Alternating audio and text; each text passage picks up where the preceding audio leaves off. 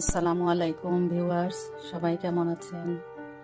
আমি নতুন ব্লগার, যদিও এর আগে কখনো কোনো পোস্ট করিনি, এবার প্রথম। আমি আমাদের খুবই পছন্দের একটি খাবার, আমরা ফ্যামিলিগতভাবে খুবই ভালোবাসি খাবারটাকে, খুব এনজয় করে খাই, সেটা হচ্ছে তেলাপিয়া মাছের দো পেঁয়াজু।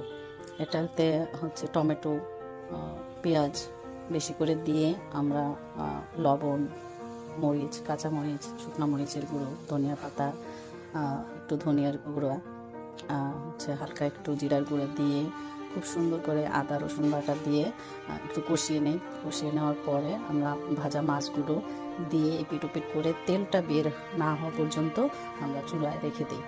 তো তারপরে যখন একদম মশলাটা মাছের সাথে লেগে যায়, তেলটা বের হয়ে যায়, পানিটা শুকিয়ে যায়, তখন উঠিয়ে ফেলি এবং একটু ধনিয়া পাতা উপরে ছিটিয়ে দিয়ে তখন পরিবেশন করি গরম গরম ভাতের সাথে। খুবই ভালো লাগে এটা, আমরা শুধুও খেয়ে থাকি ভাত ছাড়া। তো দেখেন আমি আমার বাচ্চাটাকে খাওয়াচ্ছি। সবাই ভালো থাকবেন, আল্লাহ হাফেজ।